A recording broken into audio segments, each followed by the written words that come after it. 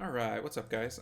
Today we're going to do the HOH for the light chakram, and I pre-recorded this so we can speed it up a little bit. The goal of it for me is to skill up my Shayna, so that's the plan. So we're going to go ahead and get this going a little bit because it's kind of a long video. We do all 10 floors on auto with various teams. I thought it'd be sort of fun to do a full twins team to start, since we're skilling up one half of the twins here in the chakram dancer. So I went with Bastet for the attack buff, one Shayna, double Sabrina, I'm trying to remember all their names, and Atalia. And they just kind of cut right through level 1, so that's easy enough. And then we're going to go, and in between each one, we'll go and slow it down for the Almighty summoning.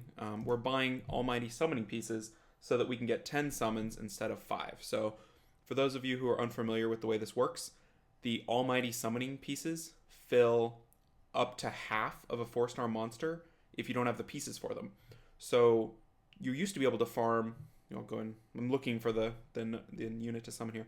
You used to be able to farm an unlimited number of HOH monsters, which, for people that started the game later, seems crazy, but for those of us who played back when that was a thing, it was amazing. So I just summoned my first light chakram, DEVA, I think it's called.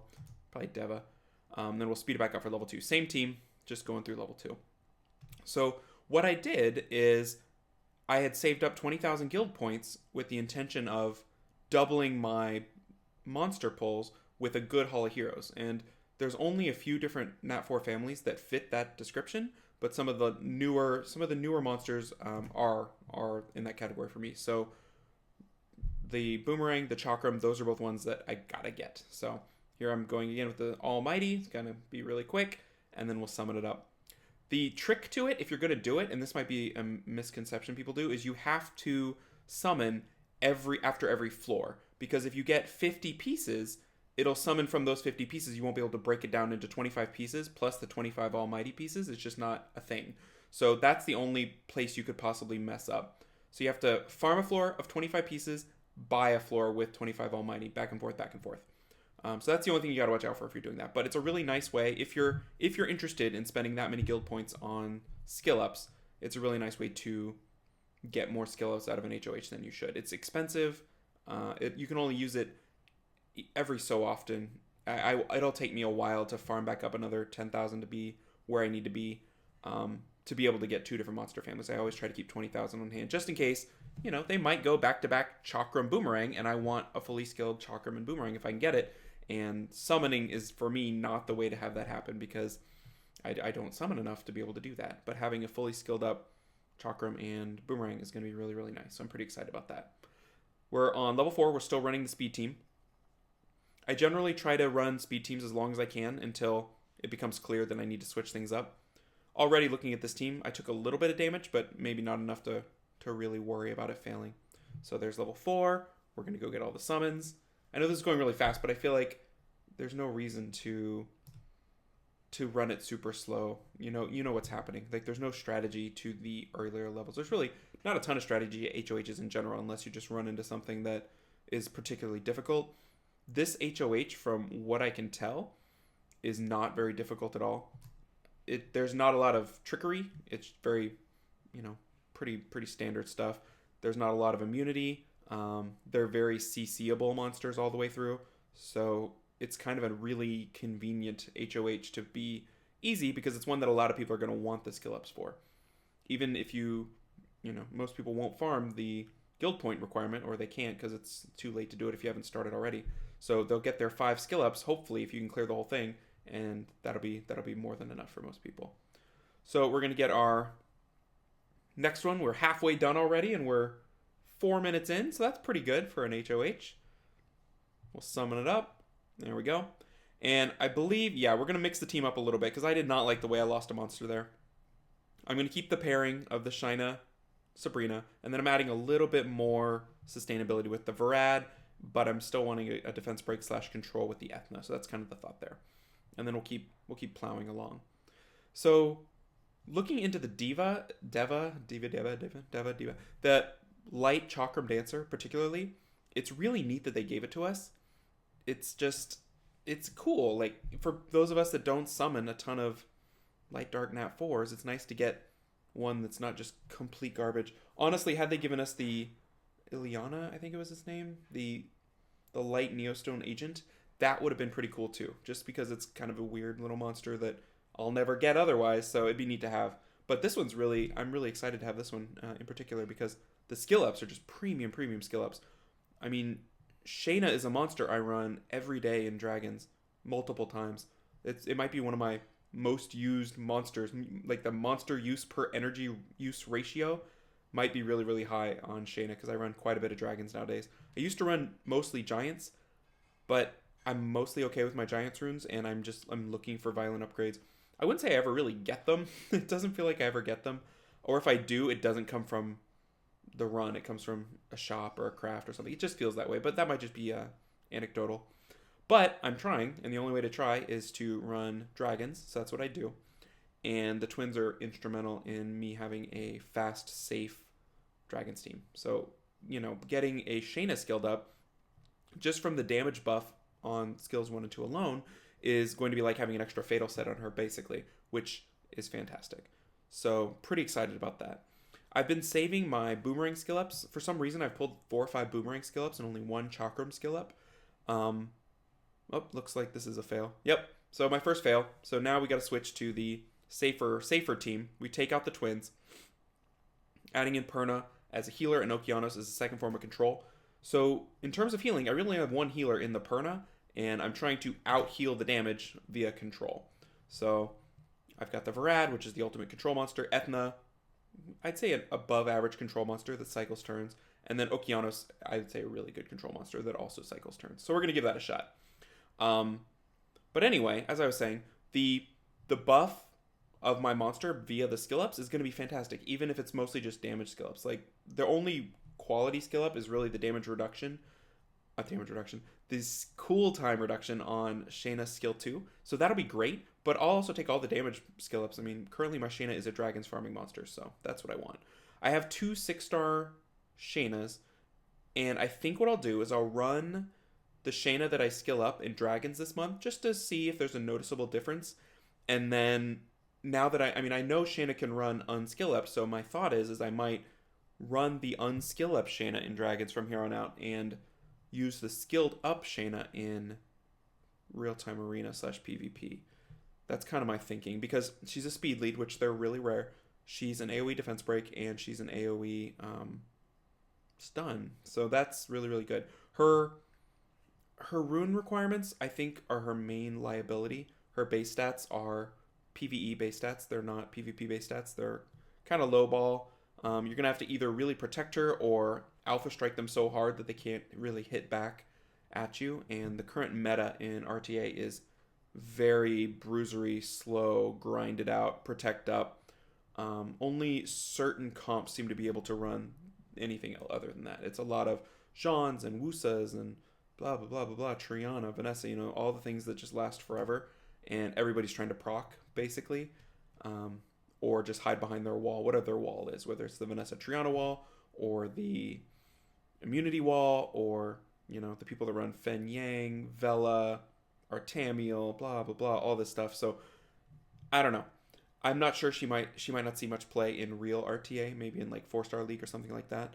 But, the meta shifts a little bit. She's got a kit that is incredible. So I'm looking forward to having a fully skilled up available for however I choose to use it. So we're cruising right along here. I think we're in floor, I want to say 8. And, not a lot of resistance for those of you who are trying to complete this Hall of Heroes. It's control them just enough and nuke them down. I mean, bring a heal. Maybe Perna's not the best healer, but works okay. I think anything with you just want to get the attack up however you can get it. So I use Bastet, Chasun would work, Colleen, anything like that. Maybe even the Wind Barb. I don't know. I have not tried him here. But yeah, we're rolling through floor 8. And the combination of Ethna and Control is really nice because she's kind of weakening them up so that Okeanos can do a little bit of damage. Varad's skills hit a little bit harder. And yeah, AoE defense break, pretty sweet. Maybe even a Fire Unicorn could work because it's got a little bit of everything. So they stunned me pretty good there. But now we're back in Control. freezing them up. And I have not set my Vrad rep. I'm gonna set my Vrad rep today, because if you have a Vrad rep, that's the thing to do during HOHs. Be a friend. Lend those Vrads out. So we're gonna summon our next one. There we go. And we're going into floor 9. Can I get away with making this faster and still legible to what's happening? Let's see. Let's go 4x speed. Is that easy to tell what's happening? They're just kind of disappearing. The skills themselves are so fast that it looks like the monsters just stay in place. I'm okay with this if you are. I don't feel like there's anything different in what's actually happening. You kind of know how these monsters work together, and it's clearing really, really quickly. Other than that, I think this will end up being, just a little bit over a 10-minute full HOH on auto, just to kind of showcase the monsters, talk a little bit about the skills, the skill ups, where you might need these skills and skill ups, and then we will level up our Shayna. We'll take a look at it and call it a day. As far as the DEVA goes, I guess I haven't talked about the DEVA or DEVA yet. The kit looks great. It's just like Shayna's. The only issue is Shayna has that passive that like defense breaks on everything, and she basically stuns on everything. So that's pretty cool. The DEVA just has the DEVA. I know I'm saying it wrong. That's what's killing me. DEVA. All right, there's floor 9. Woo, we're flying. She just has the defense ignore, which on the surface sounds great, but the proc chance, I guess, the circumstance of it happening is not only low, but it's also conditional, which is low is bad, conditional is bad, low and conditional is very bad. So you might see a video or two where, you see her go off and someone's like, look, it just AoE defense break, she's the new Lucian, but it's no, that RNG was so in their factor for that to happen that you can't count on that as reliable in any sort of normal circumstance. Because I think it's a 25% chance to a inability affected unit, which, if you've done that, inability affected, or maybe it's just debuffed, I can't remember. But, you've done this setup to get a 25% chance, that might not happen, whereas Lucian is, not any sort of, you don't have to pass any sort of accuracy check, you don't have to get through will, you don't have to set anything up, you just give him attack buff, give him a turn, and go. So Lucian's kind of the easy 100% way to ignore defense and just wreck people.